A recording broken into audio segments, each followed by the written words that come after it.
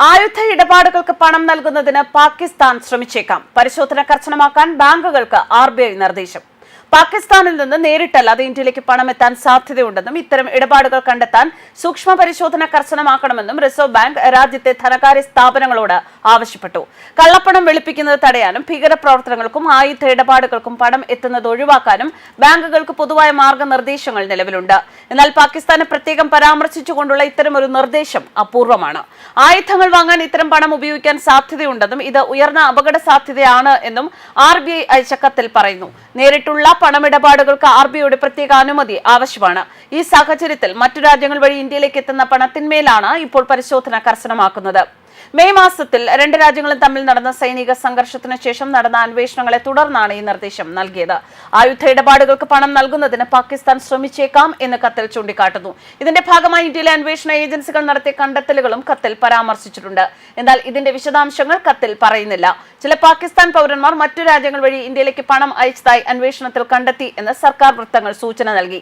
ആഗോളതലത്തിലുള്ള സാമ്പത്തിക ഉപരോധങ്ങളും നിയമങ്ങളും പാകിസ്ഥാൻ ലംഘിച്ച ചില സംഭവങ്ങളും RBIയുടെ കത്തിൽ ചൂണ്ടിക്കാട്ടുന്നുണ്ട്. ഗ്ലോബൽ കള്ളപ്പണം വെളുപ്പിക്കൽ നിരീക്ഷകരായ ഫിനാൻഷ്യൽ ആക്ഷൻ ടാസ്ക് ഫോഴ്സ് 2025 ജൂണിൽ പുറത്തിറക്കിയ റിപ്പോർട്ടും കത്തിൽ പരാമർശിച്ചിട്ടുണ്ട്. റിപ്പോർട്ട് അനുസരിച്ച് പാകിസ്ഥാന്റെ സർക്കാർ സ്ഥാപനമായ നാഷണൽ ഡെവലപ്മെന്റ് കോംപ്ലക്സ് മിസൈൽ നിർമ്മാണത്തിനുള്ള സാധനങ്ങൾ പ്രഖ്യാപിക്കാതെ ഇറക്കുമതി ചെയ്ത് ഉപരോധങ്ങൾ മറികടക്കാൻ ശ്രമിച്ചതായി പറയുന്നു. കള്ളപ്പണം വെളുപ്പിക്കുന്നതിനും ഭീകരപ്രവർത്തനങ്ങൾക്ക് പണം ലഭ്യമാക്കുന്നതിനും എതിരായ നിയമങ്ങൾ പാകിസ്ഥാനിൽ വളരെ കർശനവും ശക്തവുമാണ് എന്ന് Pakistan banks association president Zafar Masood പ്രസ്താവനയിൽ അറിയിച്ചു. പാകിസ്ഥാനിലെ ഭീകരവാദ കേന്ദ്രങ്ങളെ തകർത്ത ഓപ്പറേഷൻ സിന്ദൂറിന്റെ നേട്ടത്തിലാണ് ഇന്ത്യ. ഇതിനിടെ അതിർത്തി കടന്നുള്ള ഭീകരതയ്ക്ക് പാകിസ്ഥാൻ നൽകുന്ന ധനസഹായം തുടരുന്നത് ഉയർത്തിക്കാട്ടാനുള്ള ശ്രമങ്ങൾ ഇന്ത്യയുടെ ഭാഗത്തു നിന്ന് നടക്കുന്നുണ്ട്.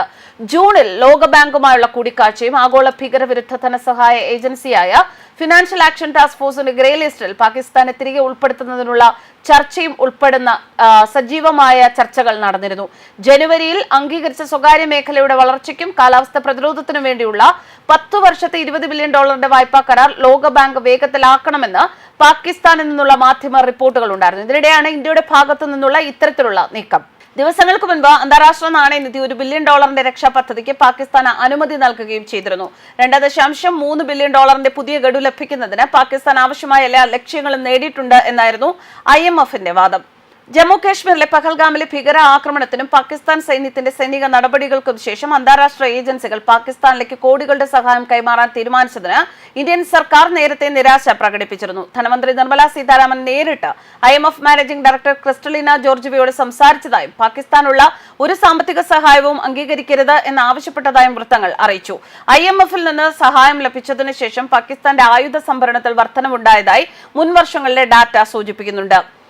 പടിഞ്ഞാറൻ ഇന്ത്യയിലെ സൈനിക സിവിലിയൻ കേന്ദ്രങ്ങൾക്ക് നേരെ പാകിസ്ഥാൻ ഡ്രോണുകളുടെയും മിസൈലുകളുടെയും ആക്രമണം നടത്തുന്നതിനിടെയാണ് IMF ഫണ്ട് വിട്ടുകൊടുക്കാൻ തീരുമാനിച്ചത്. പഹൽഗാം ഭീകര ആക്രമണത്തിന് മറ്റ് അംഗരാജ്യങ്ങളിൽ പലരും പാകിസ്ഥാനെ അപലപിച്ചിട്ടും IMF അത് കണ്ടില്ലെന്ന് നടിക്കുകയായിരുന്നു. News desk കർമ്മസ്. ഈ ഓണത്തിന് ഗുബുനന്ദുരുചി മാട്ടിൽ വക്കാലക്ക ഓഫർ.